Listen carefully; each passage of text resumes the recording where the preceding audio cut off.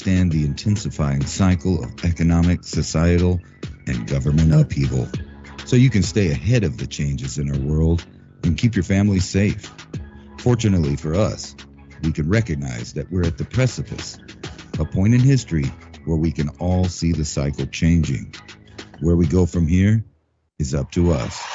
So let's start the conversation, and welcome to the show. And good morning, good afternoon, good evening, wherever you are on this beautiful planet. Ransom had me in here. I'm in Tokyo, shooting on a train toward Mount Fuji. We wanted to talk about the rice shortages today in Japan itself, with the tomatoes and the cabbages going up triple in price.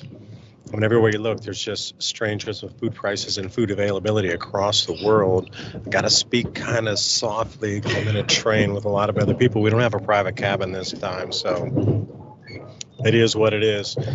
Now, Ransom, I can't see you. I can see myself, but I can't see you on here on the broadcast. But as we move through today, with so many changes about to occur in the United States, also here in Japan, over in Asia, all reflected and related to this change of government in America, what's going to happen? You know, we have these massive fires occurring everywhere right now, this incredible record cold where Siberian cold is now replacing the Arctic cold. That Siberian cold is coming from a place called Siberia over Russia. That's how far it's traveled. Most of this polar vortex gets knocked off, and it'll do its thing and just get knocked straight down from Canada. But this one's traveling halfway across the planet and, you know, making its way down. So many things to talk about. You're going to watch the background come in and out of focus here as the train moves around into a darker section where this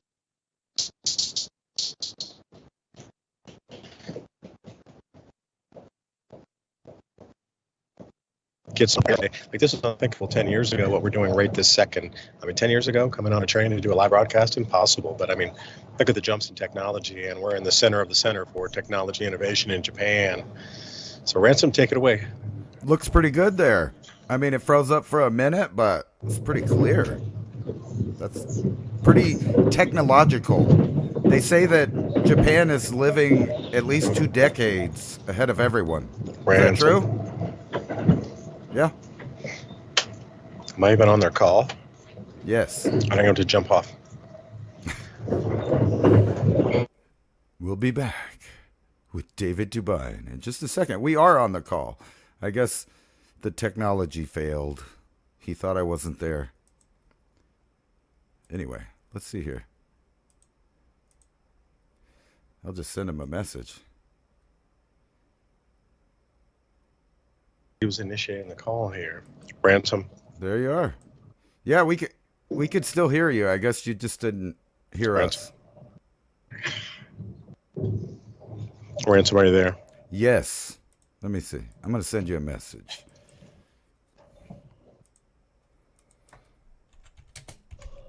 We can hear right there. It is.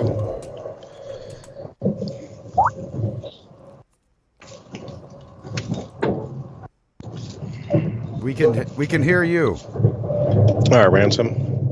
Still trying to connect back in. I lost all the 3 screens on that.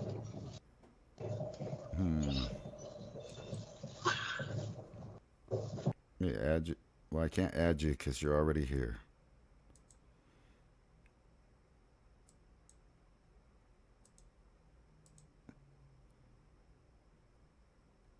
I can't add him because he's already there. Let me see what's going on in the actual broadcast, and then we'll check that out. Looks like I'm on there, so it's not me, it's him. You can blame Dubai. No, he probably just is not getting my audio through on his signal. There you are.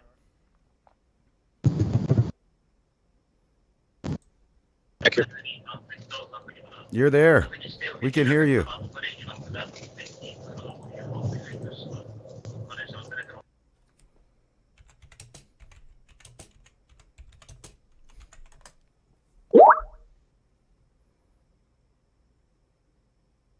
Well, we could hear him. Now we're just looking at him. I guess he doesn't get that. He's not getting the messages. Let's see what's going on in the chat while we talk. You were live. I don't know what happened.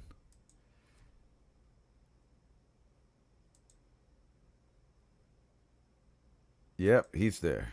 See what you guys are saying. You hear both of you. Thank you. Over there on Rumble. What's your thoughts on this strange fog? I think nothing about that, really. Let me see. Let me tell him he's muted.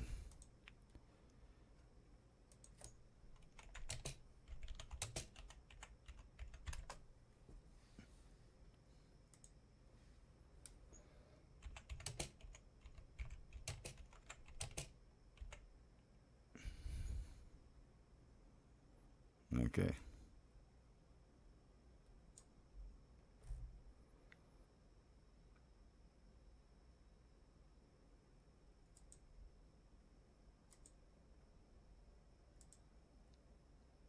Can you hear me now? Can you hear me now? All right, there you go. How much of that introduction did you pick up? If you can hear us now, we were hearing you fine. I guess you just couldn't hear me. Yeah, I couldn't hear you. I couldn't see you either, so I thought I was on the wrong call. But anyway, that was the introduction. Welcome to Japan. While we're cruising through, we're going out to Mount Fuji. Want to check out the rice fields and the rice production area out here. Since I was here, let's just go for a quick, trip and go see the mountain and whatnot. So the Japan rice shortage is a real thing. They're down 11% this year, and they're looking to be down something like 16% to 17% by next year, or this September coming up, and it's going to throw a curveball into everybody's stability. Yeah, that's one of those commodities everyone everywhere uses. Yeah, it is. It's far more than here because if you look at Bangladesh, those record floods that they had, biggest floods that covered the entire country. So I'm going to say nearly 100%. There's probably some high-level areas or highland areas that didn't get hit. So Bangladesh probably 95% down when the totals come in. China lost a good 20% of theirs from the floods. Thailand was struggling a little bit. And everywhere you look, India also had a lot of problems this year. So then, if there was here's the crazy thing I was learning about the carryover stocks that they had in the warehouses. It's kind of some moldy and musty stuff that they left in there just to give it a count on the tonnage.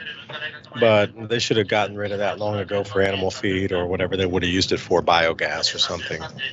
But it's been counted in the totals that they've been carrying over.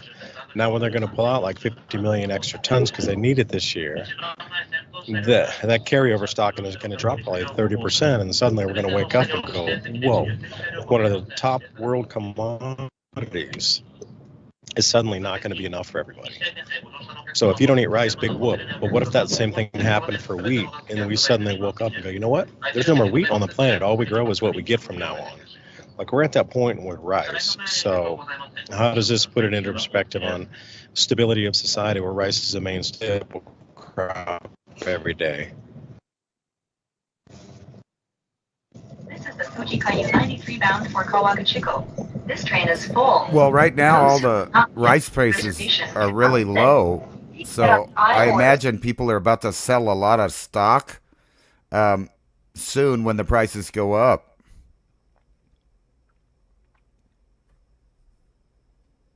Can you hear me? There it is. Yeah, you think a lot of people are trying to keep it because what we found is these restaurants around here, we would see the signs that says like no rice cake available today, no rice for sale today. So even if you have the money, you can't buy it. Wow. So people are starting to, we wouldn't say hoard it, but they're like, okay, we have it and we understand. Even with money, you have the money, you can't get it because it just doesn't exist. Like, this is the point we're coming into, even tomatoes and cabbage were another one that were following the same. Okay, not available today. If you don't have money, we just can't get it to you. So we're at that point right now in Japan, which is a super developed, crazy industrialized first world at the apex of countries, and we're there now here. That says something about the state of the food stability of the planet. Yeah, it's not good too. And we have all of these natural disasters in the U.S. that are really crippling stuff. So I'm kind of hoping here in the next couple of weeks with the new administration, there may be some kind of turnaround. And I don't know if you got a chance to see this article I sent you about trying to rejuvenate the farming industry from the incoming president there. So they're going to do this farm recovery stuff is only starting in 2026. So it's still a year away before they start implementing things that might help the situation here in the U.S. Yeah, in a year in a full crop rotation is, it could be a decade, it could be 100 years, because if you just don't have the food, it doesn't matter. You shattered the illusion that the stability will continue. Once that's broken, Humpty Dumpty don't come back from that. You have to. Our world is predicated and based on stability. We will get food this next quarter. We'll get food this next harvest. That's always been like that, except for the famine periods across the planet. And what happens during those famine periods? Well, people lose faith in the system. We've already lost faith in the system with Bonehead here these last 4 years anyway. But when it comes down to where suddenly there's not enough food, and you just don't know if you can go to the store and buy certain items, like the supermarket's not going to run out of everything, just not going to happen. There's too many chemical ingredients today, and they can whip something up in a lab and whatever. There's a Pop-Tart or something. But in terms of these staple grains, wheat, corn, rice, sorghum, this sort of staple stuff that everybody eats, once that's difficult to get, like that's the bedrock, literally the cornerstone of a society is the staple grain that's eaten every day. If that were to disappear, people are going to start questioning a lot of other things. How stable really is it if your government can't get us our most basic commodity? Then, useful are you? And this is what always starts. If you look through history, this is always the thing that starts the collapse of a government. They can't provide food for people. So where does that leave us? And, in a year, just one quick point there, Ransom, a year, that's a very long time in agriculture today. They're doing like double, triple rotation crops. Like to wipe out 3 rotations in crops to come up and, like I'm looking at an orchard down here. These are all orchard trees. But farm finance too, we talked about this a few times before. What happens if the farmers can't get their finance to come and get their seed and get their fuel and get everything in advance for the next year? If we got to wait for a whole year and we're going into an economic contraction,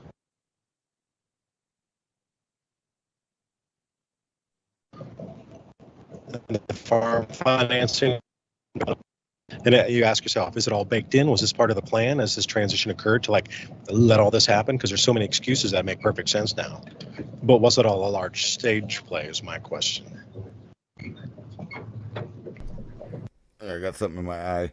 I was going to ask you, they're talking about the next catalyst for the financial crisis in the U.S.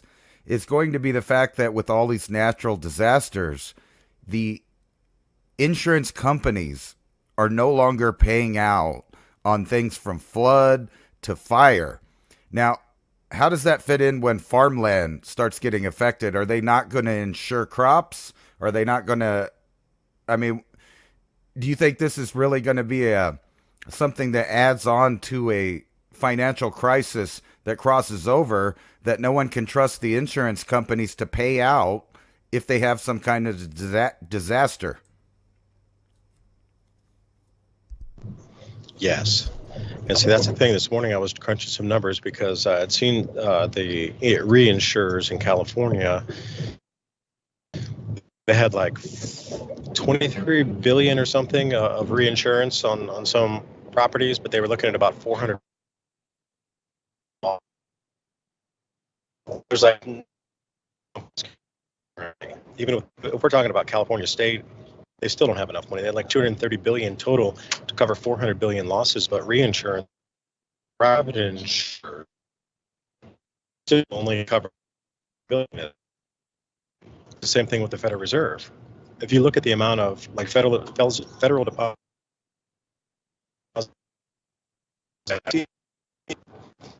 deposits try to protect everybody under $250,000, they can only actually really pay out 1.2% of all or $250,000. So what happens when they demand that you have insurance on your home, but then you understand they're not going to home? At some point, it's we're like, no, no, we demand you pay money to insure your home, or your bank is going to pull the loan on it. Well, we know. Yeah. We're getting to this duality here of a lot of things. Again, what about the stability of food, availability in our society? Okay, either it is or it isn't. And now you want me to pay for fire insurance when my home burned down? My home costs like $6 million, and you have enough to pay me out for like 300 to 1,000 of that 6 million. Like, what am I supposed to do? Like, go set up my own lumber mill, and like, what am I going to do? This is what's happening to tens of millions of people. So I would say that if you're looking for a catalyst to start burning down the house, no pun intended, it'd be the insurance claim payabilities. The first one, some sort of event. They aren't just the single state operators. So if you look at State Farm, for example, or Prudential, or it's way beyond home. It's talking about car insurance and any other kind of like property insurance, jewels. If you have any kind of things for family, that you get extra insurance because you have higher value jewelry or something in the home. That also got wiped out in the fire, and you know what? There's just no money to pay for it.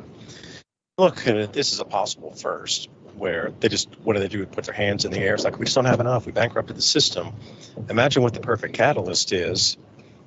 I don't know. Do you think that would be enough to start to trigger and take the system? Because I was looking at India too, working on this video today with the FDIC insurance. India only has enough in their equivalent program to insure 3% of the Indian, in India, like subcontinent, entire banking system as well. A lot of these continental banks are flipping back and forth for investments between. So what the American insurers can't pay them. Then we start getting the same trip off in other continents also. I'll leave it there because your mind can run with me on this experiment here. Well, it sounds to me like very soon we're going to have a large international competition to keep their own foods and buy others as cheap as they can get it. So they're going to see a lot of political leveraging.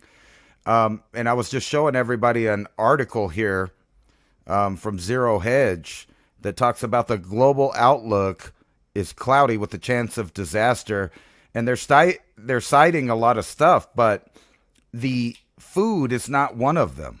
And I would think that would be one of the major things that we have to worry about, not only as far as the prices of commodities going up because there's shortages places, but the halt of trade between certain nations and other nations, which is going to exacerbate the military and socioeconomic issues that some countries are starting to have with the other, especially with this new competition of monetary systems. You might have to be with a certain monetary system for your country to get food. And that's just another big leverage that further divides the world into these two factions. So, like, I forget, it's the World Economic Forum, which, I don't really trust them so much. But it does tell me that they plan on having big problems, disaster. And they're citing stuff from geopolitical tensions to environmental challenges, which the only environmental challenges that I know about are really the war between governments and its people to be able to farm and use the land that they're on, which is a direct correlation with your belly and the farmers that are producing. So if they can't produce, if they're being stifled by government, and then you add on top of that real shortages in the food supply, and what you're talking about is one of the cheapest worldwide staples about to go up into price and be harder to get, which that obviously a big domino for the entire world's economics. And I'm sure we could find a few other dominoes as well. You know,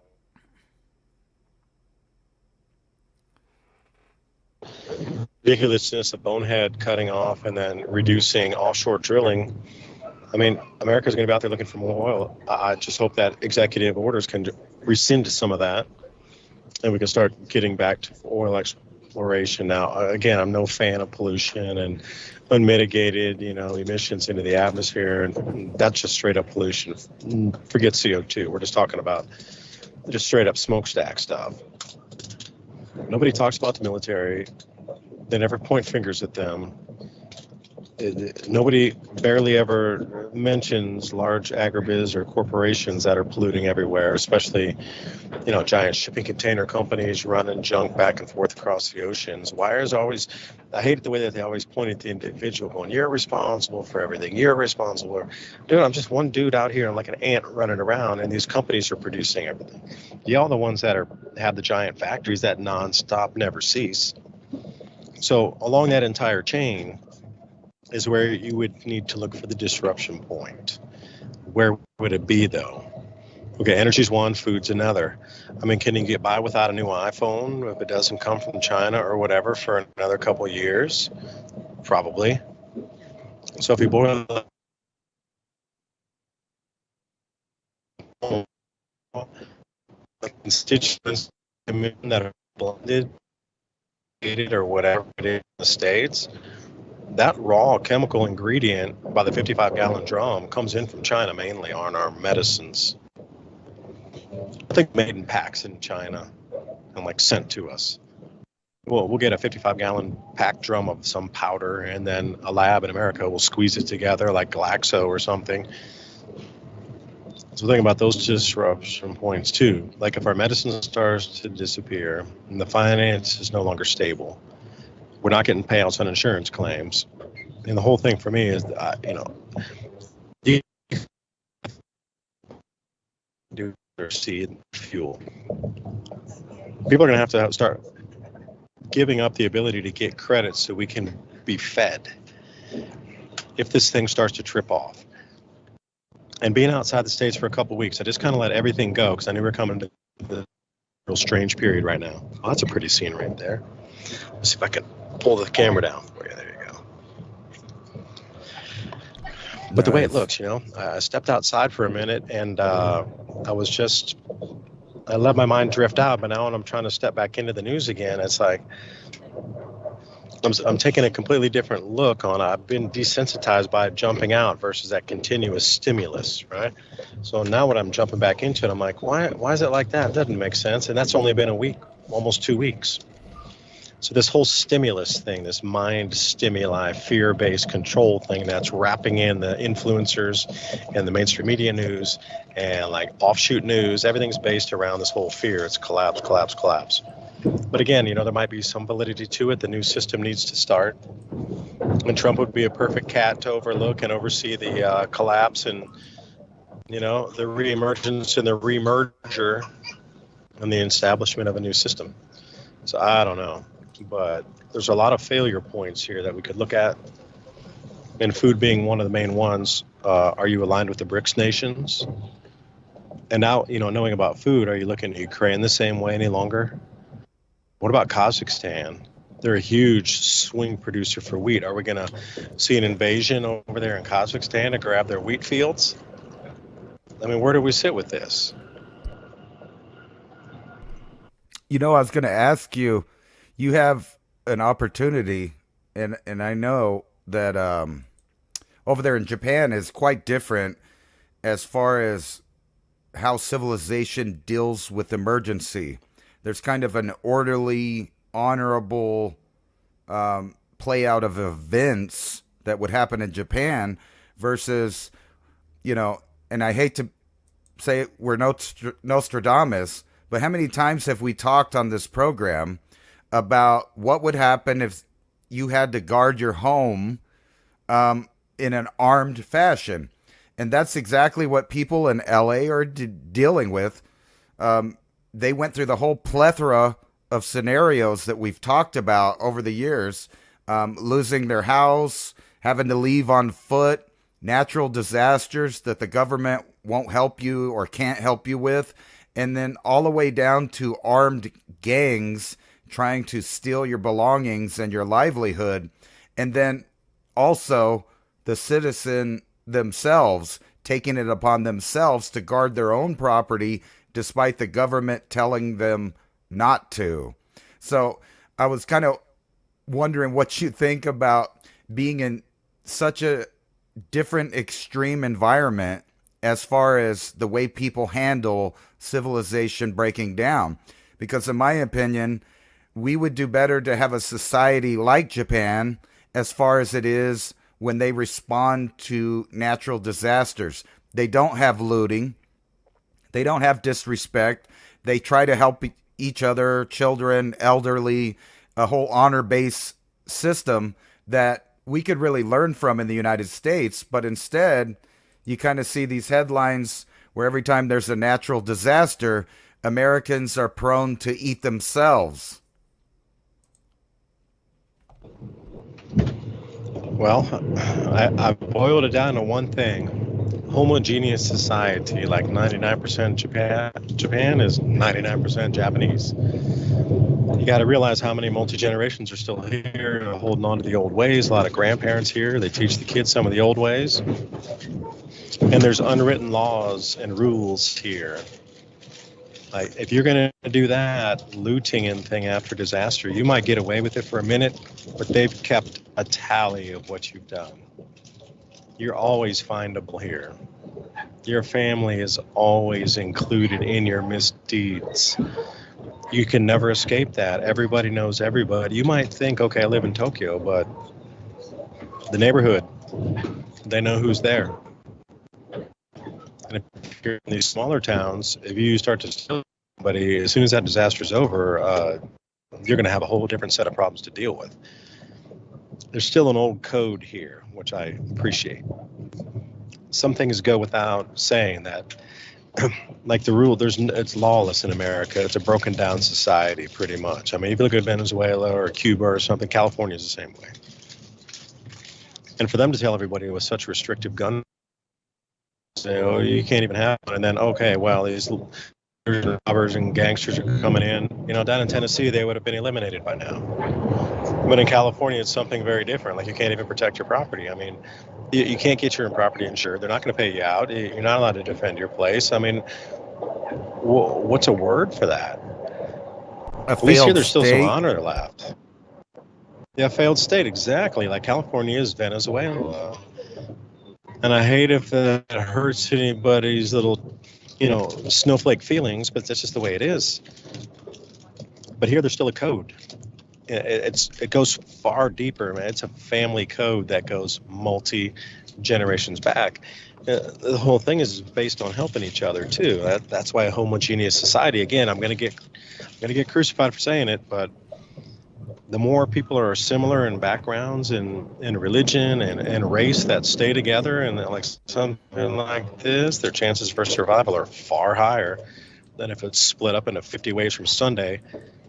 And, I know not a lot of people like to hear that, but what I'm seeing out here, the 9.0 earthquakes, 8.0 earthquakes, things are collapsed. Like they just had that one down in Kyushu Island. They got wrecked down there on that 7.0. People come out and help each other. There was no stealing. There was no looting. You get taken care of by the system. And I'm not going to mention the names of the people who do that, but there's groups of people out here that are set to keep society orderly. You don't step over those bounds or they take care of you because you've caused too much disturbance in the order. And at that point, society to remove you just caused too much the order of there's some chaos in it, I get it. But once you step over a certain boundary, you've gone way outside of acceptable limits to the point of if it kept going with a lot more people like that, the society would actually destruct. So there's sort of a balancing mechanism here. You can accept it or don't live here.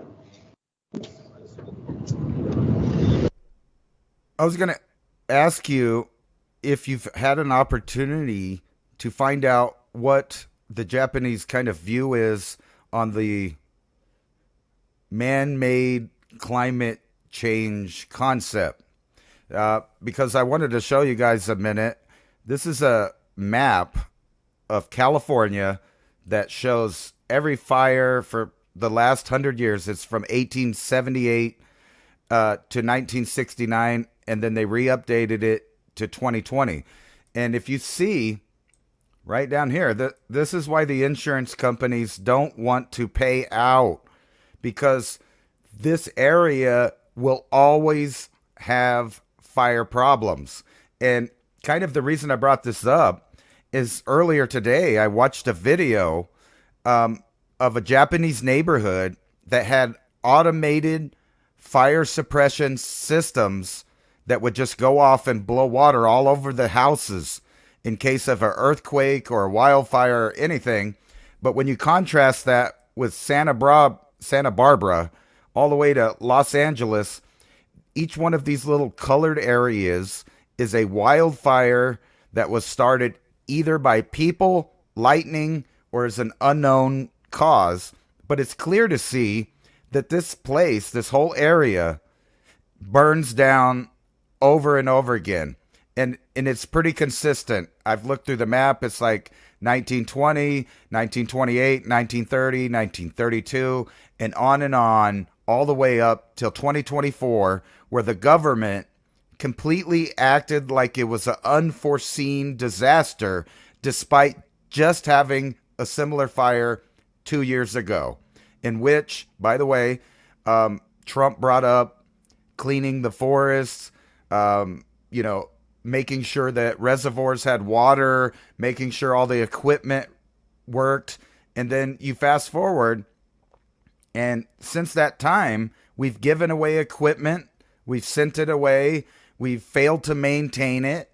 And on top of that, it's well known that this entire West Coast routinely has wildfires all the way back into pre-settled America, where the Native Americans were dealing with forest fires every couple years, just like they do in the modern era. And then on top of that, I wanted to compare that idea, because what I brought up earlier is I was watching a video how Americans were amazed that they went into an Apple store in Japan and everything was unlocked, everything was out, the phones were, available for you to pick up and look through. And using California for that example, there's not a single place in California now that doesn't have their valuables locked up behind locked shelves, and then on top of that, wired to the shelves. So we get to, in real time, see the difference of management of countries. And I kind of wanted you to speak to that. I'm not trying to trash the U.S. I'm just saying that over the years, we've developed a problem of shifting responsibility over and over again until no one is held responsible and no one is trying to foresee the future. And that's something I see a lot in Japan. It's not just innovation, but their ability to time travel to future problems and solve them now. And then I kind of wanted to get into how many robots you've seen.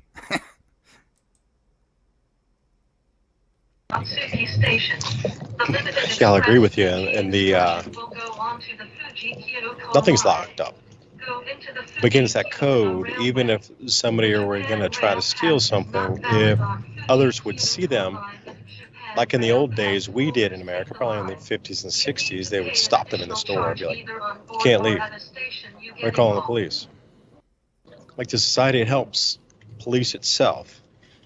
When I say that, I'm not talking about a like a 1984-esque type of thing. It's like society works. Why would you want to break it? Why would you want to allow like one bad apple to start breaking it? Because once there's one bad apple, then there's two, and then we got California. So why would you allow it to go that far? And here, like I say, there's that check and balance of it. Some actions you're allowed to let the steam off. You're allowed to go and do all kind of crazy stuff that we can't do in America. That's fine. But again, what's allowed to go back on the states? Not a chance here. There's that check and balance. If you're disrupting it too much. That's the whole thing is people don't want crime here. They don't want to walk around a crime-ridden city. They don't want to have to worry about that like nitpicky purse snatching. Why would you even accept it? If you don't have to accept it, why would you start accepting it? If it's been like that for hundreds of years, why would you like this year? Because it's 2025, like we got to let everything just like break apart. It doesn't make sense. See, there's some things that are far older here because the society's been homogeneous for so long, that those core things stick through the centuries. And they just haven't deviated from the centuries, plural, that this is not allowed. That's too much disruption. Like once you start allowing people to steal from storefronts and run away, you're disrupting commerce from the people. But then what if there were a food shortage and that was allowed to go ahead and you allow people to steal food? And the other people went, they come together to help and stop that stuff. And I'm sure there's some higher crime areas in the middle of Tokyo somewhere. Never saw it in Osaka. No, I've been here, this is like the 5th time I've been to Japan. Never saw it in Sapporo, not even once. Walked all around Sapporo, like tons. Kyoto, never saw it there either. We went to Kyoto 3rd time. You just, wherever you go, day or night, whatever part of the city you're in, it's always safe. There's stuff always out in the front. Like it would be unthinkable in America to leave as much stuff out in front of your shop. But again, like, storekeepers are all, thieves get beaten bad or taught a very strong lesson. You don't come back here and do that in our neighborhood. And it's not like even turning a blind eye. It's to accept that the storekeepers are protecting the rest of everybody else. It's like it's not turning a blind eye. They would applaud them for doing that and beating the crap out of a thief. And that's where it still sits. Where in today, you can't even talk about the color of their skin, whatever. You can't tell them that they're from a different religion. You can't say anything. They're from a different country. Well, what kind of garbage is that? That we accept that? We've been brainwashed into accepting that? That's atrocious is what it is. So when you come and you start to look and say, all right, well, we need to take some of these ideals into consideration here. And, I look at it and say, some parts of the United States, again, like down in East Tennessee, a bunch of gangsters come in and start trying to rob shops in a small Tennessee town. They'd have a difficult time. The locals would step out and be like, you all can't do that.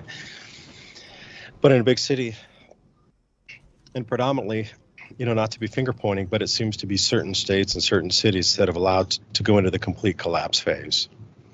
And I don't know why that's allowed. I just don't get it. It was never allowed to even take a foothold in here. That crack never even evolved. There's no crack where that seed can drop into that nefarious dark seed to even start growing and splitting the concrete, and that just sealed up tight. It just doesn't come here.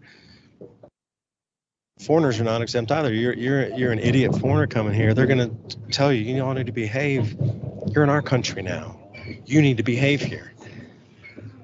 I know a lot of countries they don't, but here it's very much like show some respect, Things are very old worlds, and you can feel it. There's a very orderly sense to the way it was and the way it will stay forever. And in that middle area there's allowed to be some change, what we call modernity, where the robots come. I've seen a few robots. We've had the robot dogs are cool. Delivery robots, like every supermarket has a walk around little robot thing that asks if you need help. All the banks, supermarket, and department stores all have these they're about waist high, little white things. They cute looking. They just zoom around. I think they have little tracks on them underneath, and in terms of like real robots, where we've seen some like almost human skin looking, things. I've only seen those in the videos. I haven't seen that in real life yet here. But in terms of just like helper robots that are AI integrated. So like imagine putting ChatGPT inside a moving robot that can come up to you and then like answer questions based on Google LM or ChatGPT. That's the level.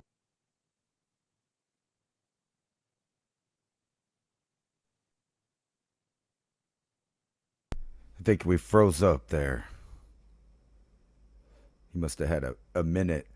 But when he comes back on, I wanted to show you how we don't have to live where we're susceptible to things. And I had watched this video, I think it was about, I don't know, 2014, I think, where a guy was the only guy that had his house left after these Malibu fires a few years ago. Let me find it right here.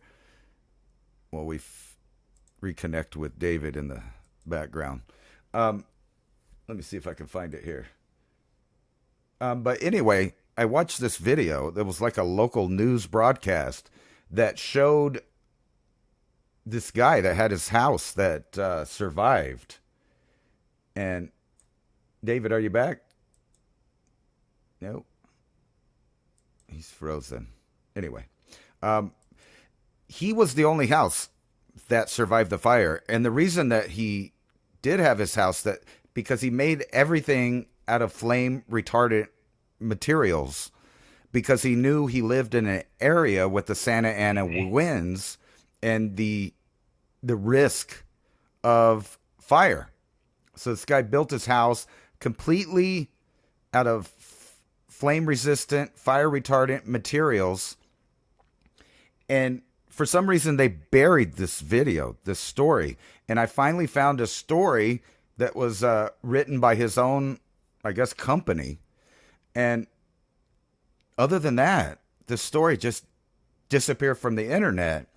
And it kind of shows you that there are answers to these problems, but the people in the authority want to make sure you don't have the options to use that. Let's see if we got David back here. Hello? Are you there? Are you there? And we're about to, when we get him back, I'll throw that article up there. But we're about to have this polar Arctic blast. And I think he led on to that. So on top of the rice prices going nuts, cattle futures hit new record high as polar blast set to hit the nation's beef supply. And if you guys remember, we've had, I don't want to call it an attack, but misfortune when it comes to the food industry. If you remember, we had the fires there in Texas that burned up all the beef. They've had meat packing plants, chicken facilities, all these different things go up for one reason or another in flames.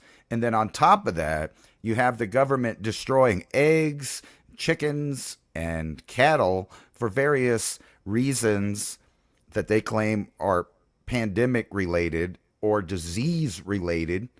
And if you can just think about all the things in the past 5 years that could kind of domino to this situation where there is very little food kind of circulating, or if it is, it's really expensive. And if you've been to the grocery store recently, you would know that this effect has already kind of taken place, where people are feeling it. Now, the idea is this new administration is going to try to fix some of those practices that led to these super high prices. But I don't know if they could get ahead of this, really. If there's just so many things adding to this potential situation, a disaster, if you will, of being able to supply the world with the right amount of food before you have secondary civilization issues. Now here, we're going to be real cold. I think we'll be fine. However, like every time, there's people that get caught out in it and are not prepared. But this is supposed to be, and keep in mind, this is in the era of global warming or man-made climate change. And it's going to be the coldest inauguration temperatures since 1985. So that's quite the thing here. Let's see what's going on. Let me see if I can add Dubai back in here. I think he's there now. Maybe. No? Very confusing. It says I'm on 5 different calls. So I'll try to resume that call. Let me invite Mr. Dubai again.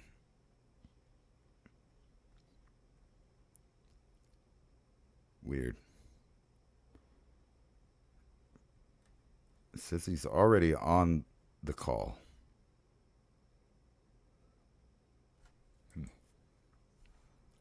Maybe I can just hang up and redo it.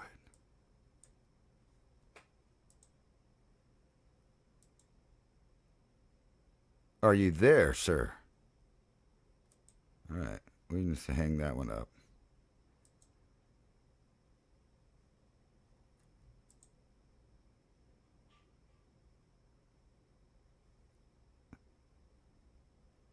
Weird. Let me see what's going on here.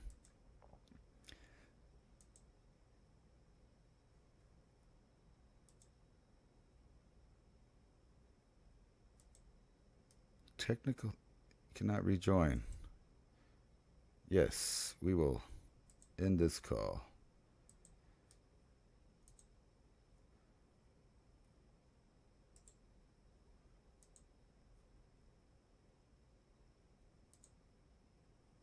All right, let's try this rodeo again.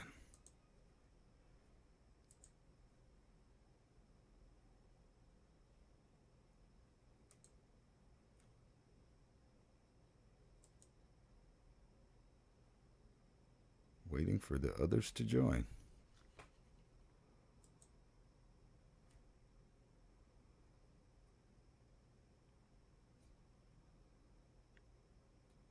I think that might have did it. There we go. Yeah, I can actually see you this time. A little blurry on the screen. Yeah, on that first call, I couldn't ever really see you.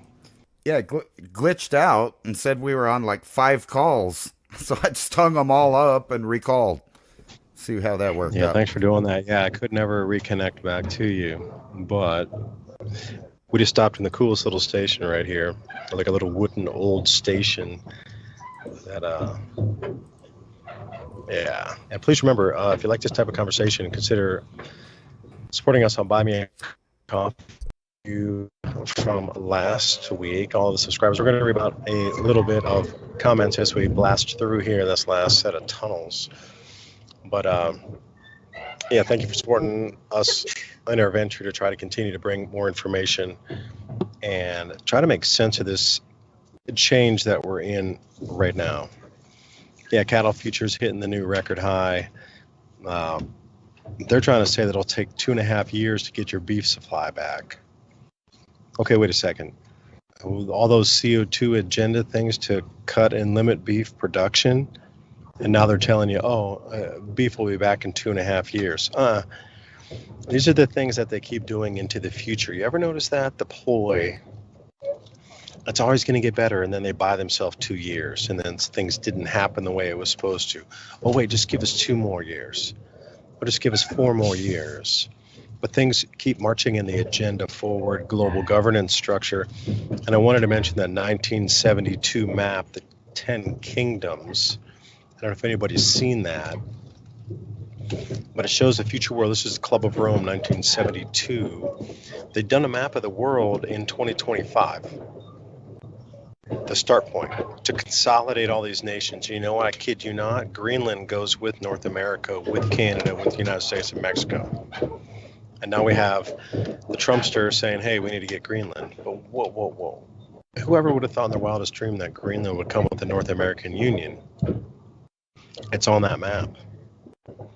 1972, Club of Rome, 10 Kingdoms map. And also, I was always thinking that China might invade Taiwan. Not 100%, just might, because they've been talking trash the whole time, going, we got to reunite this, that. And come on, you guys, you reunite what? When Taiwan was independent for thousands of years before you even, even though those thousands of years through the kingdoms, if you go through the Yuan dynasty, the Tang dynasty, the three kingdoms area, you go about that 4,000 years, no, they never tried to take Taiwan until just recently with Xi Jinping and like these whole Mao Zedong thing after World War II. What is with that? So for 4,000 years, it was its own independent thing, and y'all never messed with it. But then suddenly, in the last 40 years, you're like, "Oh, it's ours. So we need to take it back again." Like, what? Really? You had 4,000 years to try to keep it together, and you never took it, and then now suddenly it becomes an important thing. Bullshit, bullshit, bullshit is what I'm saying on that. Because if you look at that map, Taiwan goes with the Southeast Asian Union with Indonesia, the Philippines, and the rest of the Southeast Asian nations. Look, the little black dot right there, just below Japan. It was never intended to go to China. That was just to sell more weapons. That was nothing more than a fear play to get the military-industrial complex more using your mind to not protest selling more weapons across the planet. Because there's this next thing. Dude, it's scary. There could be this next thing. It's going to be the next one, the next invasion. Oh, they're poising forces over here. We got to support more. Another $1 trillion for the weapons over here. Yeah, at the same time, nobody ever points fingers for those same gangsters for polluting the planet. Now, do they? It's always you, the individual, the ant, is responsible for polluting the planet. Not the militaries running around. Not the militaries. Not the shipping companies. Not the mega factories. You, as the consumer, are blamed for what corporations and militaries are doing. It's nefarious and ingenious the way they flip the script and do a global tax for you, although you're just the end consumer. The advertising has been brainwashing you for 50 years to buy one, buy two, buy three, they're on sale. If it was such an existential threat, they would have had no more advertising. That's the first thing that needs to stop. Advertising. No more advertisements on TV, no more on YouTube, nothing. You can't buy a single thing. Period. Don't try to sell it to me or anybody. But how has that just continued for decades and decades of buy two, buy three? That map will show you that we've been used, brainwashed, fear-based, power button. And this is the reset map that we're going into right now. So Trump's going to oversee the redrawing of the lines on this map here for some of us in the United States. Other leaders have been, their scripted actor or actress part will be to take their nations to consolidate them into something else. Call it for what it is. I know, again, I'm going to step on some toes saying Trump ain't all saintly, and he's here for a purpose. And so is Elon. Whatever the purpose is, it's a restructuring and a reorientation of the planet. Now, that 10 Kingdoms map, I would ask you, what are the currencies going to be used to trade between them, and which ones are going to be set up as the food export zones, and who's going to get the food, and who's not going to get the food? Because you look at that, that's a crazy looking map. If I was going to redraw a world, that's a perfect kind of balance of, okay, there's food production here. If they were all together, they could, be one unit they could be their own literally independent economy. If everything went, and if we pull back and everybody just put up walls around each continent and each section of these like redrawn countries, if we just walled that off, they could be totally self-sufficient. Each one of those zones could be 100% self-sufficient. And if you're talking about, there can't be any more global shipping and all this stuff, you would have to redraw the map like that first. So you wouldn't need anything from anywhere else. That's the whole thing. It's planned out. This starts in 2025. That map redrawing and what you see in the consolidation, that's a plan. 2025 to 2030 is where we go from here. So let's start the conversation, Ransom. Yeah, that's kind of the point I was making before, that we're going to have to go into this where you can take care of yourself, where your neighborhood can take care of yourself. And that's the way it's going to have to be. Otherwise, we're going to have to take part in this do as we tell you system of how it's going to be. And I was showing everybody this house that didn't burn down from the Malibu fires because the guy used all of these flame retardant and, fire resistant materials, proving that the Santa Ana winds could just blow through there and burn all the brush and everything, leaving the house basically untouched. He was out there with a water hose washing it off. And so when I saw these new fires, I was thinking of that. And I went to the internet and I tried to find these old video footages. Nowhere on YouTube. It's been totally deleted off the internet. And I only found one article written by the company that the guy happened to work at that talks about that. And his house is still there today. And this is kind of what I was talking about. In Japan, they look forward to the future problems. And here, we try to ignore what's the inevitable and obvious. Yeah, Ransom, we're on the break here. I can hear the music over us. Oh, well, I'll play the commercial and we'll come back.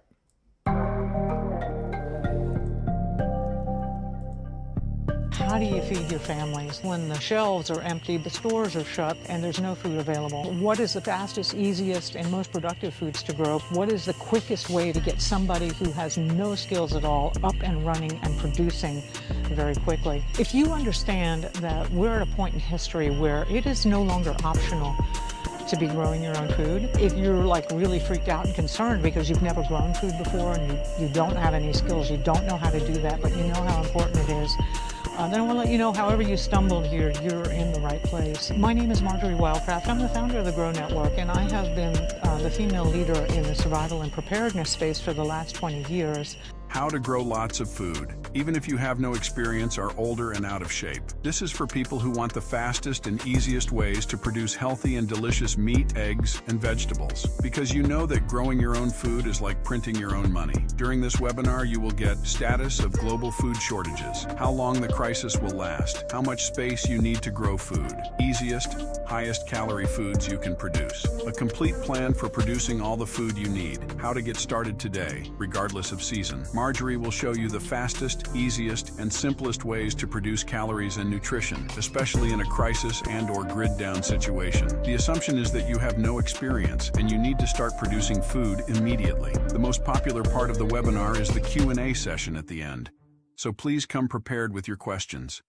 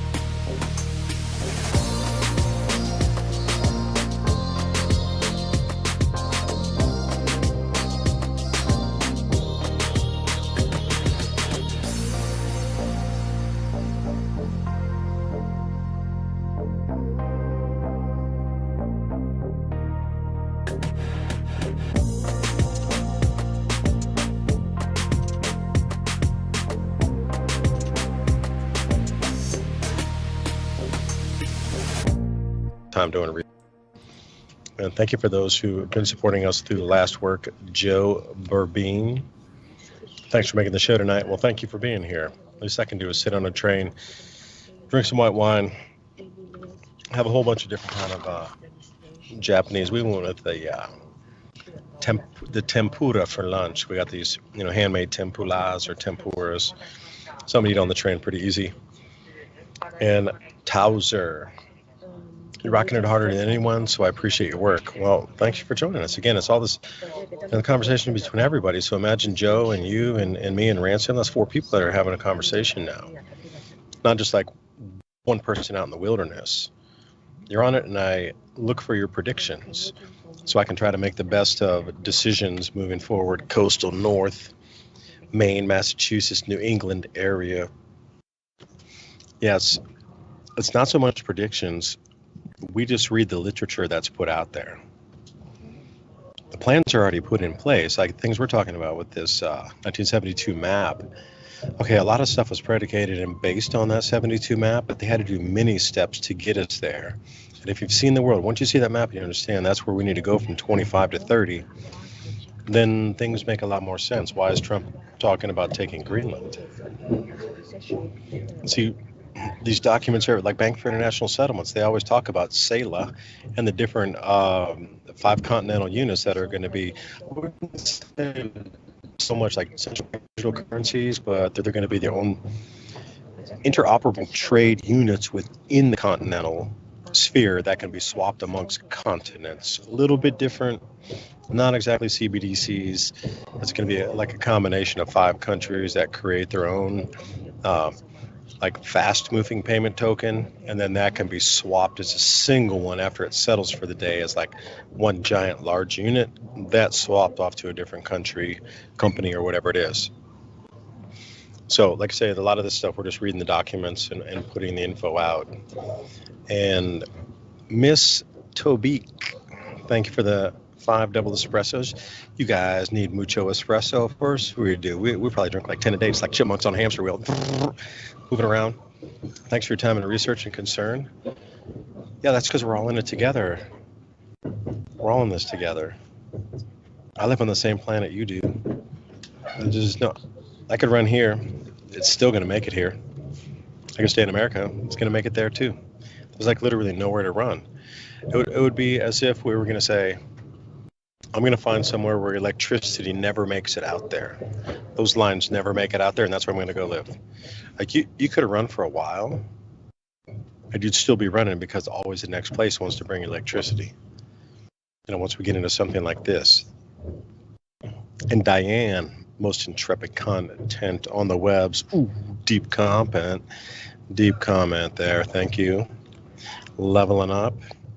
And Pamela Pollock, excuse me, however you might say that. Thanks for the great info. Look forward to every video. Boom, we're trying to bring you the best, and I thank you for coming in for every video. That's awesome that you're watching. And again, look how many people want to be part of the conversation. So if you think you're out there alone, you're not. Look at all these people that want to have these conversations about what's coming in the future. How can we all work together to find the best possible solution to stop some of this madness? That's truly why Ransom and I are on, spending our valuable time doing this. There's no greater cause right now. There can't be. If you think there's something better than trying to figure out how our world's being manipulated and how you can protect your families and keep them safe through this transition beginning now, if you can find something better to spend your time with, well, I'm glad you found it. I'm really glad you found it. But for me, this is it. This is the last stand for humanity, including myself. So for me, it's all 100% and nothing moving forward. So Ransom, thanks for joining me back in here. And I know I hogged a bunch of time there, but floor is yours. No, I was just gonna get corny with you because we have the coldest inauguration since 1985. And in the midst of all this climate change, I come across these really cool articles like, bundle up, it's going to feel minus 40 once the coldest temperatures in the year arrive. But this one's a really cooler one over here. Basically, you don't have to worry about the cold temperatures, because we're going to freeze ourselves in cryostasis to make it through the next one. And evidently, you would think if you're worried about the world burning up, you wouldn't invest in your future into being frozen, right? So that's kind of corny, but I wanted to also show you that speaking on the food prices, we got egg prices, record shortages reported at all the supermarkets. And then you got this back and forth between the outgoing administration and the incoming administration as far as it relates to civilians being able to use natural gas and other petroleum products to do their normal everyday life. So you got Trump mulling executive orders protecting gas stoves from radicals' left Green Crusade. But then over here, Biden quietly bans most gas-powered tankless water heaters.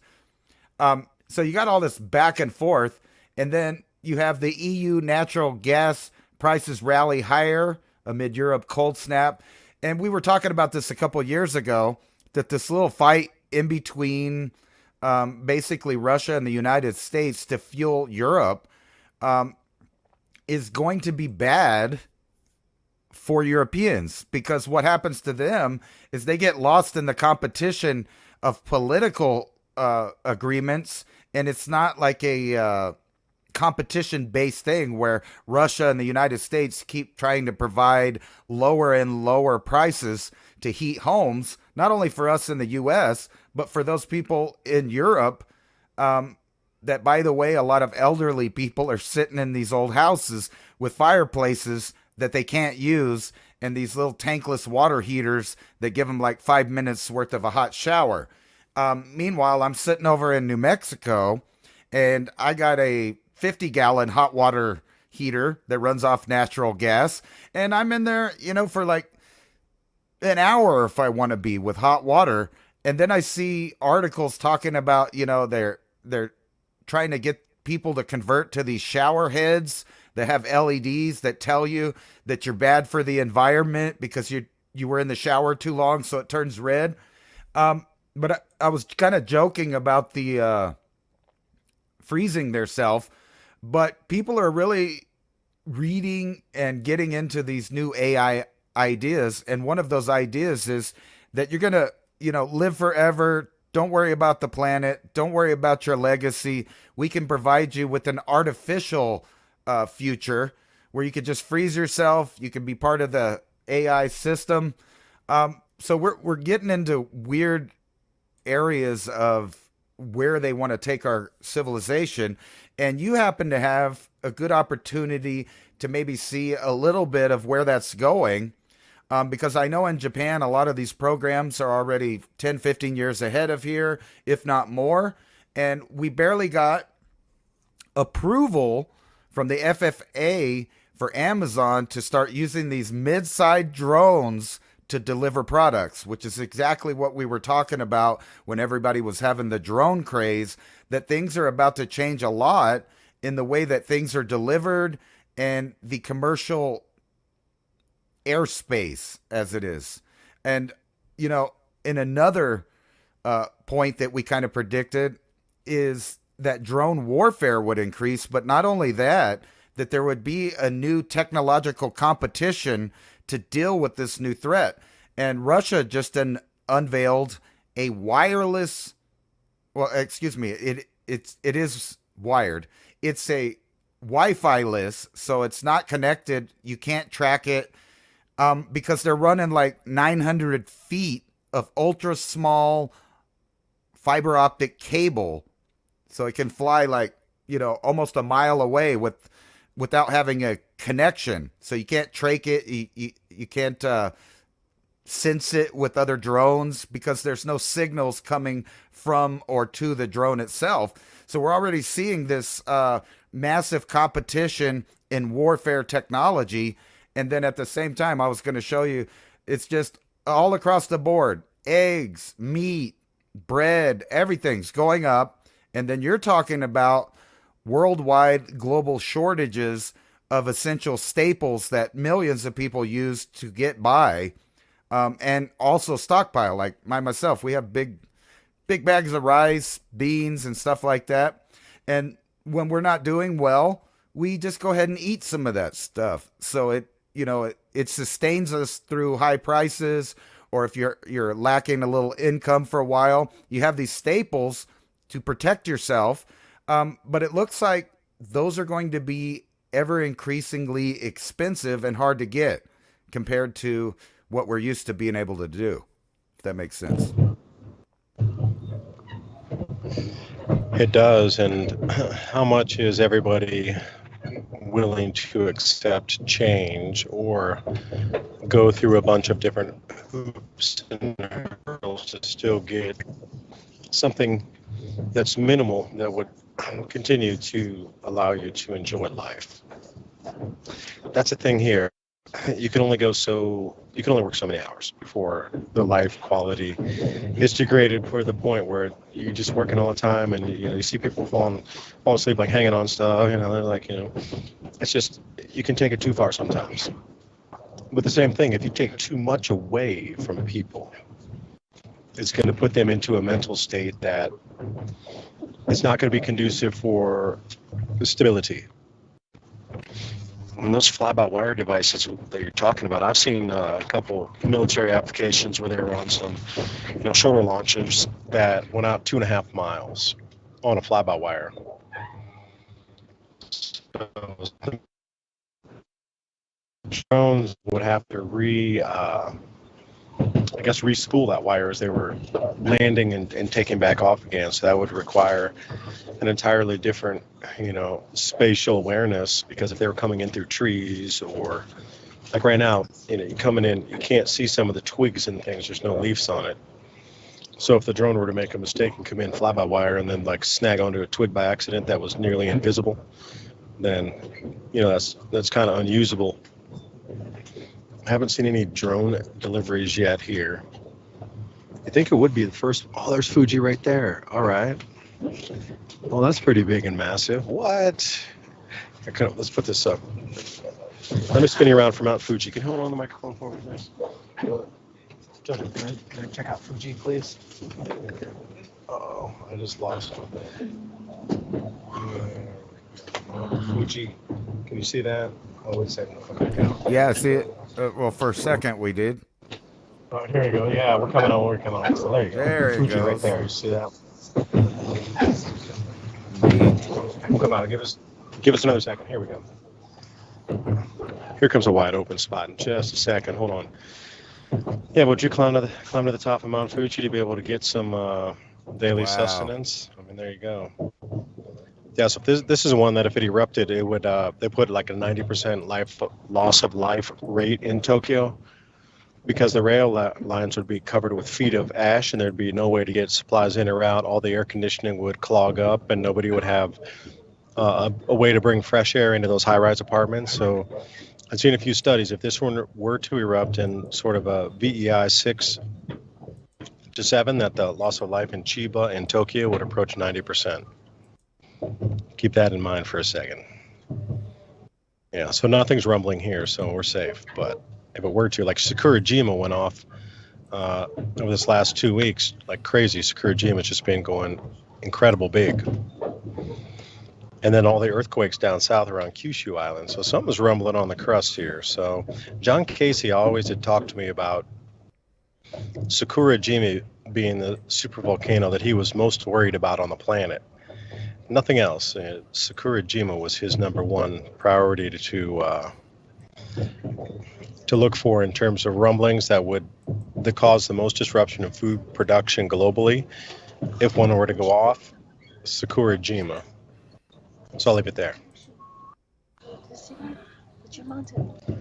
So I guess you guys are right out here on the rail. He's got a map. At it.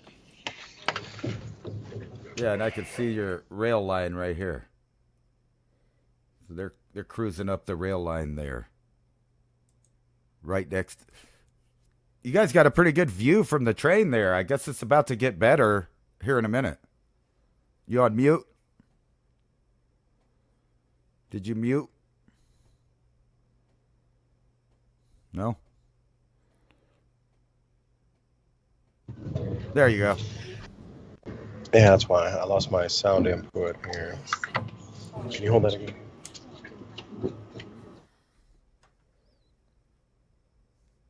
Cool. Anyway, yeah, they're right rolling on the railroad right over here, where they got a good view of the Fuji.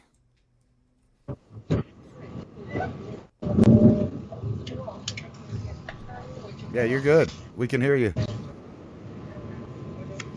I can hear him down here, not on here. Do. I'll let them line that out. We could hear you, though, for a second. I was trying to find the article where they're talking about we'll be fine because we're all going to be frozen. Anyway. Nope. I could hear you for a second when you were messing with stuff, when you said I could hear them down here.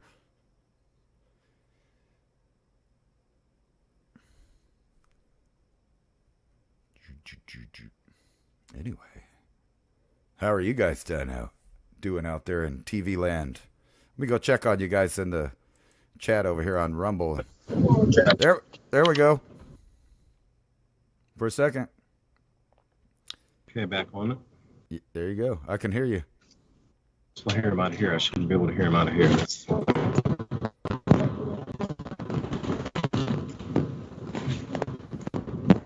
Technology. I can hear you a little computer, but we can hear you. Take it away. How much are people going to... There we go.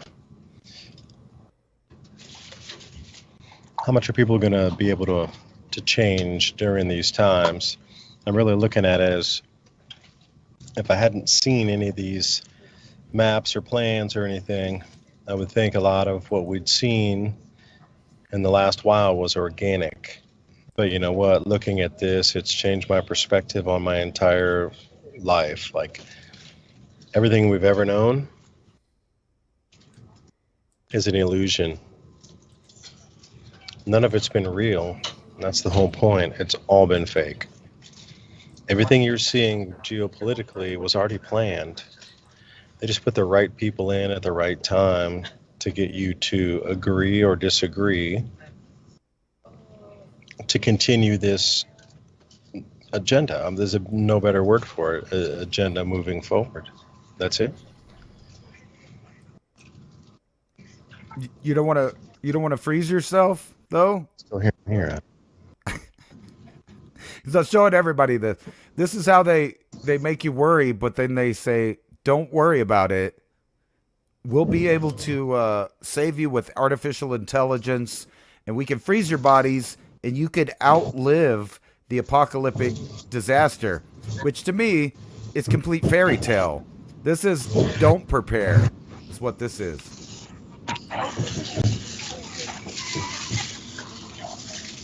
It's like ASMR stuff here.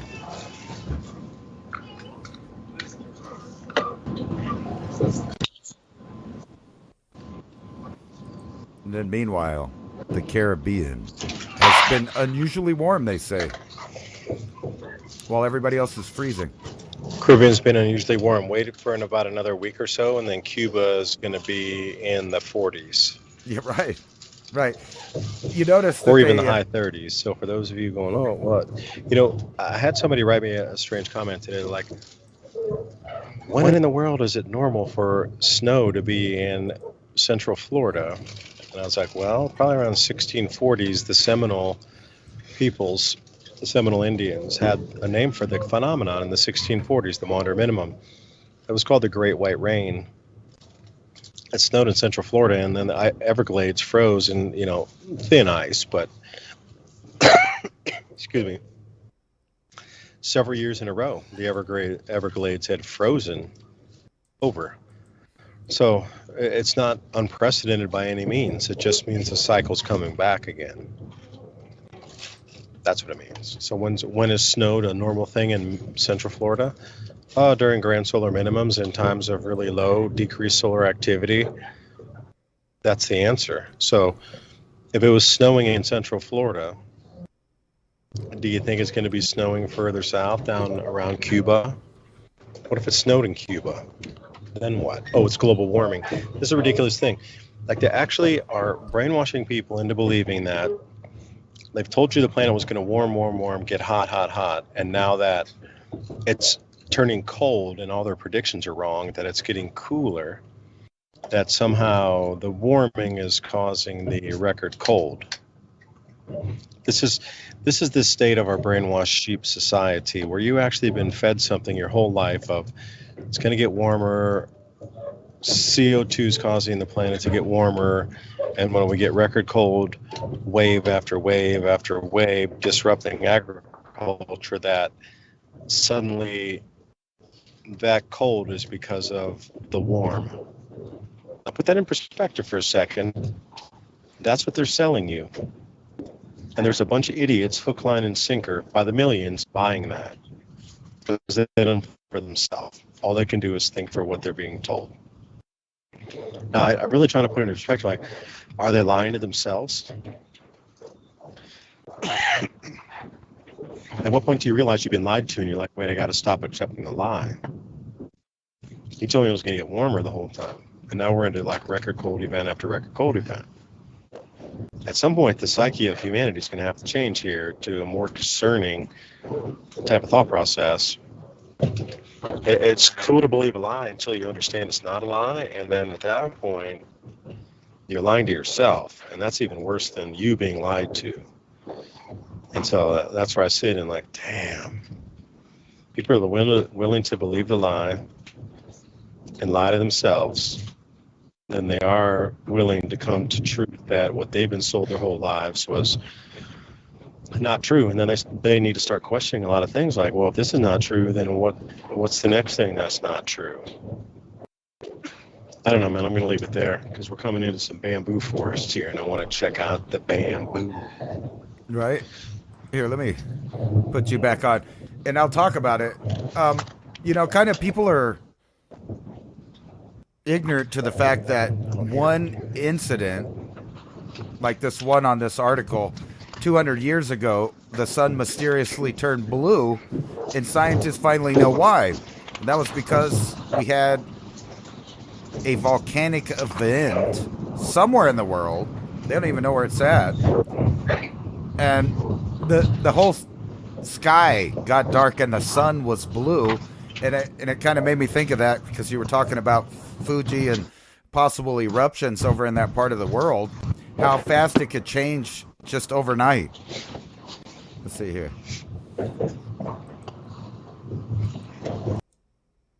Well, he gets his audio. So this volcanic eruption, it wreaked havoc on the environment. And you got this German guy talking about how the sun to be appearing in various shades, purple, green, and even blue. And this was due to excess sulfur dioxide. And he was talking about how, it rained again and again. It was desolate weather, and it rained all night and all morning. And then it was cold as winter. But the only problem was this was in the middle of the summer 200 years ago. And people forget just one little burp from the right spot could send us into, I guess, a global warming bonanza. And if you've been watching the news, they've arrested several global warmers out in California. So they were out spreading the global warming goodness. And that's why you have people out there disobeying curfews and different things so they can protect their property, because global warming is hitting hard this year. Oh, what happened? There we go. I'm here. We can't hear you again, David.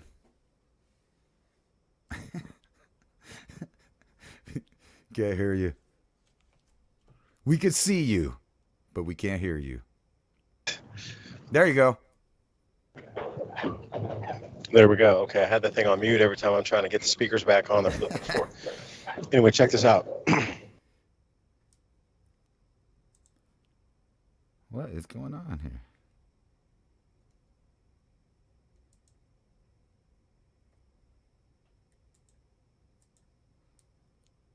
hear me? Yeah, I can hear you. I'm sorry, my scene got messed up or Okay. something. We'll just His stay first book was Cold Sun. If you look up the original book cover of Cold Sun, it's a blue wave angstrom image of the sun. He was trying to tell us that the sun was going to turn blue again. And here you are, 200 years further in the future, and they're trying to figure out why the sun is turning blue. Well, it has something to do with the light frequency when the sun steps down off of its whatever present state it is. Now, for some reason, John knew that this was going to turn into more of a blue tinged or a blue hue coming from the sun. Whatever research he did, he never, really gave me the intimate details of it. But he's like, look to the book cover. And I was like, I just didn't quite understand what he was saying. I'm like, okay, Cold Sun. Okay, I got it. But I didn't really get the blue part until that article came out. John knew in advance that the sun was going to turn more. It was going to go from the yellowish we know into the white, and it's going to go blue. So if you think whatever color spectrum changes next, it's going to be blue, and that's going to freak people out. If the sun turns blue, then what? Right. People aren't going to go to work if the sun turns blue, my friends. Yeah, they were They're talking going to pull about their money out of the banks. purple, They're going to green. cash in their stocks and their IRAs and 401ks. Our sun turns blue. That everybody's going to go, it's the blue kachina. Yeah, people. Sorry, and people just aren't going to. Our society's going to stop functioning if the sun turns blue. That's all I'm going to say. Just get ready for that. First day it's blue. You better be in front of everybody else. That's all I'm going to say. I know it sounds selfish, but hey, those that are the most prepared are the ones that survive. We're here because the ones who got most prepared survived, and that's our lineage. Those who were like, whoa, what's going on? Their offspring aren't here any longer, and they're not carrying on lineage. So it is survival of the fittest, I guess. Yeah, definitely. And Ransom, I'm going to have to sign off right now. We're just getting ready to get off the train, okay, and my battery's getting low, so I got 2 reasons to sign off. cool. But anyway, We'll thank you talk to for coming on the journey with us today on the train here. All right. And Fuji awaits. Can't wait Bye to for see now. some of your footage. Bye for now.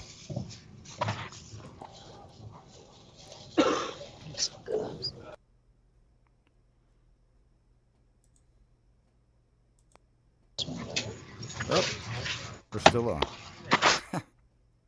I think there we are. We'll just switch over here where I'm at. So yeah, this is a pretty cool thing. 200 years ago, the sun mysteriously turned blue. Scientists finally know why. Volcanic eruptions that wreak havoc on the environment also produce some pretty wild optical effects. As I was saying down here in the article, it says purple, green, and even blue due to excess sulfur dioxide in the atmosphere. So if you think if the sun is correlated to volcanic activity, you can see that would really freak people out if the sun did something that caused volcanic activity here that produced, some of these gases and elements that would completely change the spectrum of light that people were seeing. And I kind of wanted to get into this because we talked about many times about the drone warfare going back and forth. So you have China upgrading as fast as they can on some of their drone designs. But I saw an article earlier about how China was going to unrestrict, rather. So let's go to Zero Hedge right here. So if you own a DJI, you would know that you can't go to certain places because the Chinese software will not allow you to record some of these UNESCO heritage sites. It won't allow you to fly in certain no-fly zones. But for some reason, the DJI world is about to have a little change where your geo-fencing, is what they call it, is going to be turned off. So if you own one of those drones, you'll be able to just fly anywhere you want at your own risk. And it seems funny to me that this is happening right before I predicted that when the Trump administration gets in, there's going to be all these new rules about who, how, where, and when you could fly drones. which is going to eliminate most of the civilian aspect of being able to fly drones. And, I like flying my drone, but I never liked the idea that some government in another country was using their software to decide what I filmed, when I filmed, and especially where, which is, just off the wall. So I'm going to go ahead and see what you guys are doing in the chat. Since we got about 30 minutes to kill here, I'm going to go over to Mountain High Time, see what you guys are saying in there. You do you. No, I'm just joking. I jumped in on something. So what do you guys think? I see a new naked wrench there. I'm going to add you as a moderator. Consquatch? There you go. And then skip over here to see what you guys are saying on Rumble. From moving all my food, that would make it worth extra money. Speaking from experience, at least I should have more muscle mass now. Have no idea what they're talking about. Sounds very interesting. And if you want to check out new people or new conversations, you can switch between any of the feeds that we have. I think there's like 2 Twitter feeds, a Twitch feed. There is Rumble on 2 channels. We also have Mountain High Time, American in 4K, the Raven Wolf channel, and Civilization Cycle YouTube channel, formerly known as the Mini Ice Age Conversation Podcast. So if you guys are over there, you could switch over to one of these other platforms, meet some like-minded people, and have new conversations. And by the way, if you like the conversations we have, I know that they're a little word salad sometimes because we're restricted about talking about certain specific ideas that are frowned upon by the tech giants still, except for maybe on Twitter and Rumble. But since we have the other feeds going on, we can't talk about certain medical things or certain touchy conspiracy theories. However,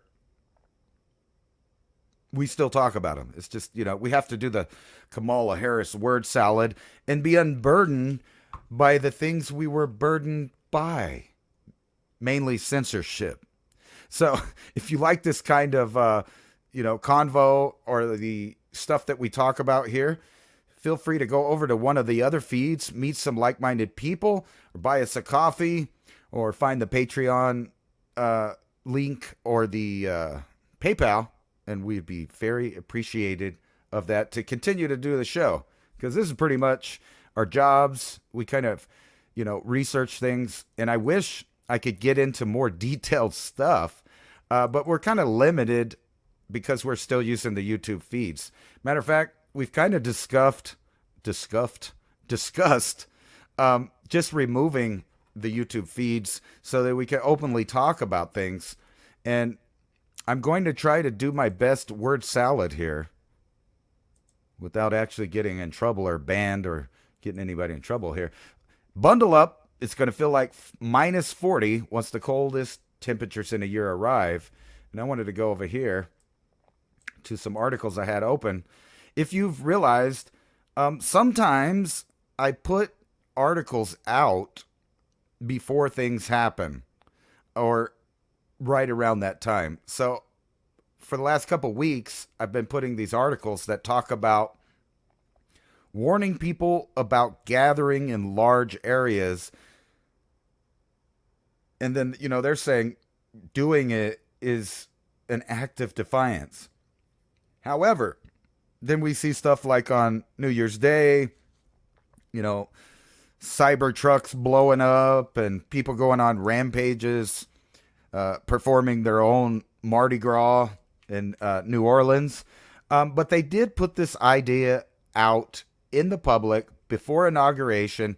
So I don't think we're out of the woods yet. We still have, 4 more days for things to get lit and wild. So let's just move on from that. And I'm sure by now you guys have seen all of the fire, so I won't get into that. So a little lighthearted article here. Drinking coffee only in the morning lowers your risk of death from any cause. Now, they did this big study about people that drink coffee, And it seems that people that wake up, they get their day going, they drink, 2 to 5 cups of coffee in the morning to get them going, have the opportunity to live longer versus people that just drink coffee all day, like myself. I mean, I drink it all day. So it's like, whatever. And here's a cool one right here. Do we live in a special part of the universe? According to tenant scientists called the if I could talk right, cosmological. We'll just skip that because I can't say it. Cosmological. There we go. I got it out. Principle. Our place in space is no way exceptional. Actually, it's quite bizarre. And this article gets into the idea that, we've always thought that our galaxy was a, typical galaxy, and that maybe we could look out into space and see other galaxies and infer certain things by that. But it turns out our galaxy's weird. It's atypical, and it doesn't have the same things as other galaxies supposedly of the same age, like, big bodies circling around it. So indeed, we actually live in an atypical universe. So, I mean, not universe, galaxy. So it kind of makes you wonder what other things in our galaxy, including our own solar system and other things, is actually atypical and not the norm out there in space. Something to think about. And this is something from my show that I wanted to bring up because I have been just delving into the history of hominids, otherwise humans, and the date for humans continually gets stretched back because, well, different hominids didn't all show up on the planet at the same time, and it's looking like advanced hominids, like Cro-Magnon, Neanderthal, Denisovan, and others, have been roaming around this planet for hundreds of thousands of years unchanged. They didn't all of a sudden evolve from one type of hominid into another, but instead there was just many different hominids at different levels of intellectual capabilities, athletic capabilities, inventions, and other areas. So they keep stretching this idea back into the past. Here's one, 115,000-year-old human footprints where they shouldn't be. And I have a feeling that they're going to find a lot more of that coming at you, where you're going to start learning about other humans that existed and alternate origins, if you understand what I'm saying. Scientists mystified by massive structures found deep beneath the Pacific Ocean, showing everybody that our Earth and the tectonic plate idea is just not the way it is. Things are different. There's stuff going on underneath. There's different densities, gravities, all this stuff. So the interconnected energies that come from the sun and our Earth are a pretty strange thing. And you might look forward to further seismic activity coming from anywhere on the planet, and indeed deep within the Earth. Things are going on you can't see, which may domino into things that we do see on the surface. Kind of like Hunga Tunga. They don't know where the pulse that actually cracked the subterranean or sub-ocean, kind of like a volume tank that was in Hunga Tunga. But when it got hit by this wave that seemingly came from inner Earth somewhere, it cracked this cavern and ocean water flooded in, creating the biggest explosion that human beings have ever, been able to see or monitor. And thank God it wasn't somewhere that was super packed with population. Imagine some kind of explosion like this in Asia, Europe, or, the Middle East, or the Mediterranean, or even here in the Americas. You might have a whole different outcome from a massive explosion like that. And I'll get into this further on Saturday. And, we'll just keep going with the Caribbean has been unusually warm, and that's not good. But has it really? I would bet money that if you look back into its history, you're going to find out that this is a normal thing that happens every so often. Just like in the Americas, just like the fire where I showed you on the map, that place is a fire zone. It repeatedly burns down. The Santa Ana winds and fire due to lightning or whatever causes it will do these big burns over and over again. And California, if rebuilt, is going to have to keep this in mind and start building with materials and technologies that prevent entire neighborhoods and communities from burning to the ground. Unless you just want to go and freeze yourself, and then you don't have to worry about it, because you could get in here and freeze your body and outlive the apocalyptic disaster with this idea that's been being pushed since the late 70s, I think. Timeshift describes itself as the world's first cryo-preservation facility, and it's based on cutting-edge AI new crypto-preservation techniques. The idea comes to fruition. Cryopreservation could allow cancer patients to freeze themselves until medical advances. Now, the only reason I brought this up is to go a little woo-woo with you guys. If, as many people believe around the world, you have a consciousness or a soul that leaves your body when you die, what happens to these guys that freeze themselves and are technically dead? If they revive them in the future, are people going to get disappointed because those people don't have stories of the afterlife? Or what if it's not, like we think, and the new consciousness that wakes up is not technically the same consciousness that died when they were frozen? I don't know. That conversation can get pretty wild. But I wanted to go back to the Malibu house that was prepared for one of the state's worst disasters. This guy, Philip Voigt, packed his new dream estate with 5 bedrooms, a wine library, and even a fire-safe feature every fire-safe feature that he could think of. And when the Woolsey fire came, he's the only guy left. And it makes you wonder, why haven't they been building all of the houses like this? As you can see, this entire hillside is gone. Not a tree in sight, not another home in sight, all burned to the ground. But his house, still there. And I thought they had more pictures of that house. But yeah, this is where we need to go. Don't worry about the government. Start using innovation to your advantage by yourself. Now, I get that these materials are probably expensive, but then again, do you want to be a victim of one of these thousands of fires that have taken place in California? If you look at this map right here, look, it's just fire after fire after fire, and each one of these little colored zones is a fire from a different year. Here's one from 2006, cause debris. That's all it says. Then you get this pink one here, 2013, unknown. But a lot of them are lightning strikes or arson, which seems to be, going on right now in California. And here's this drone that I was talking about.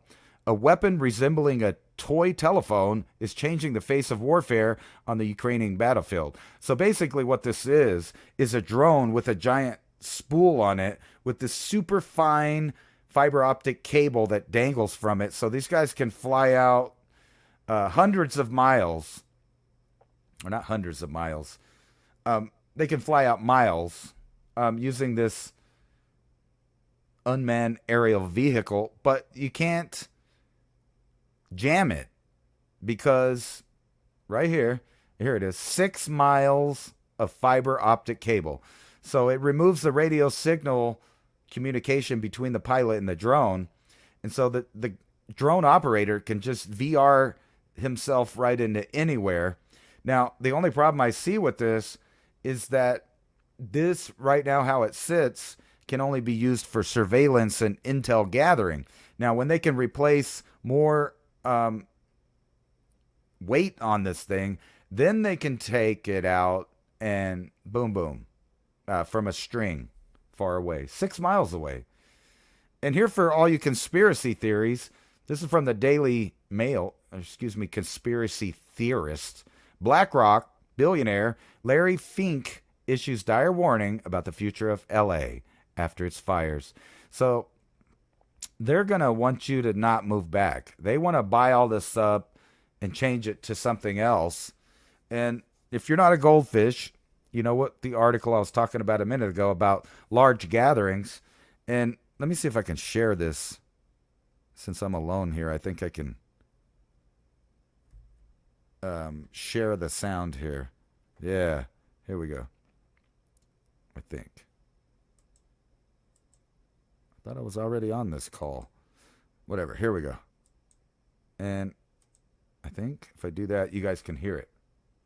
I just will say one last word, which is I hope this is my last time at this podium, at least for a little while. I don't mean that in a negative sense. I mean, the only thing that would bring me back is an unexpected event in the next few days, which, as you all know, is totally possible given everything you've seen over the course of the past years.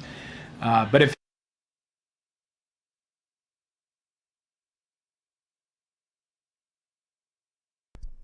Oops, wrong button. Anyway, that sounded kind of almost like a veiled threat. I don't know. Just weird. That's the outgoing guy. He's saying worry about it. I don't know if we should worry about it, but you should worry about it. You know what I'm saying? But bundle up. It's going to get cold. And if you live up in there, I hope you have something to burn. Here's this Chinese drone, the DJI, what I was talking about. If you own one of these, you are now not restricted. You could fly that thing. So I'm wondering if that's to push legislation or China just wants to see what people will do if there's no restriction. What kind of intelligence can they get from a drone that has basically 8 cameras on it? Now, you can only use one for your footage, but all of the infrared sensors on there are infrared cameras. So everywhere you fly that thing, it gets footage from each one of those sensors. It actually has a little calibration app. And when you get into that app and start calibrating, you can see that you can see yourself in infrared. And in fact, those sensors that are supposed to be for geolocation and spatial awareness for the DJI or for the drone, it actually can take and receive and transmit large amounts of infrared video. I just, to drop that on you. But to close off, I guess, with the last 10 minutes, I'm not going to say that I told you so, but we did mention, scenarios in which humans would have to defend themselves and their property. And it looks like they're doing just that in California. Right here. Armed LA residents patrolled neighborhoods in violation of evacuation orders. And if I can find the other article here, it was kind of talking about the same thing, where people are just done being victims and they're going out there on the streets. And this is no advice or anything like that, but they are taking their future into their own hands. And when they do that, they have better odds at civilized survival, if that makes sense. So no matter where you're at, no matter what, event is happening, you need to be prepared for every scenario. And if people in this hurricane or these freezing or these fires were prepared for every scenario, I believe they would be a lot better off than anyone else. What do you guys think about that? Let me go look in the chat. We have a new sub here, Linda Scooter, watching the planets line up. That's awesome out there. You can add like a Nikon and really zoom in on Jupiter and its moons, but I can't ever get like Venus or Mars focused in. But that's cool. What are you guys doing over in the Rumble Civilization Cycle stream here on the Adapt 2030 channel? I think soon we're going to be flipping over to the Civilization Cycle page on Rumble. So if you're not sub to the other channel, do that, because I'm pretty sure in the future our shows are going to be limited to the civilization cycle channels instead of like my own personal or, Adapt 2030 or whatever. And Open Your Mind 2024 says exactly, pew pews. Escape from LA documentary, Viv B there. And I'd like to thank all you guys for watching there on Rumble and over on YouTube as well. What do you guys think about that? It's going to cost you more in taxes. And people keep telling me about these fogs. Now, this is a weird thing because there have been examples of the U.S. government misting things over populated areas, from bacteria to viral components to toxins. So, it's not unheard of, but I don't think that's what's going on right now. It's kind of like the drone thing. Every 2 weeks, there's a new thing. And it seems like the world kind of is in a cabin fever situation where they're really susceptible to something new and they want something new. So no matter what happens, there's a bunch of people thinking that it's the end of the world. But the fact is, there's never going to be an end of the world. There's going to be earth changes, undoubtedly, because we got a long history of earth changes on the earth, and there's going to be cataclysms, and there are going to be people that die in these cataclysms, but the earth ain't going nowhere. It's going to keep on trucking just like it did before we even showed up. And Johan says, Venus reflects too much light, and Mars, that's why. Yes, they're quite bright and quite close. And actually, Mars is like too dim to focus in on, and Venus way too bright. So it's ironic when I get some of these bigger planets out there like Saturn and Jupiter, and I've been able to focus in on them with the regular camera, which really is mind-blowing if you think that, years ago people were just looking through telescopes and can barely see these blurry images out there in space. Wonderful stream, Ransom. Say hi to David when you get a chance. He's an incredibly free-thinking man just like you. Well, thank you. We're free thinkers here. No reporting on the Mexican fires. I did not even realize there were some Mexican fires. That's kind of racist not to report on them, huh? Just joking. Mexican fires. Mexican firefighters watch for hot spots from the Palisades fire. Nothing's coming up but California. Except for this one. Fire breaks out at U.S.-Mexican border 11 hours ago. So, yeah, it looks like you guys are in for a treat. More treats. Not unforeseeable, though. As I showed you that map. The entire coast is known for these fires. So the idea that people just sit in this little bubble, forget about it, and then act like they have no idea what's going on when a fire starts, it's, kind of sad. Especially when those people are the people that are supposed to be, protecting you or whatever. Wow. I don't see it. Uh-oh. Am I still on? Yes. Skype's acting weird. It says I have like 5 conversations going. So who knows what's going on? Let me see if I can find this last article I wanted to talk about here before we go crazy. If you thought the peace deals in Israel were going to happen, and not so much. Netanyahu postpones. They say the other side already reneged on it. But it's what they say all the time. This is interesting. Supposedly, a lot of immigrants are self-deporting because they're worried about being deported, which doesn't make any sense to me. Wouldn't you want a free ride?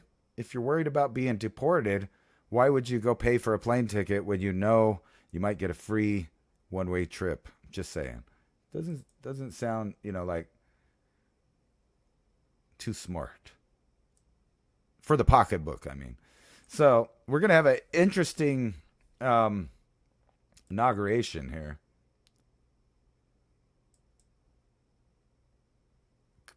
Big old concrete barriers and fencing surrounding the White House. Now, why do they need that? Because, things are crazy, and they've done everything they can in the past, I'm going to say 10 years now, to I got to hang up on the radio people.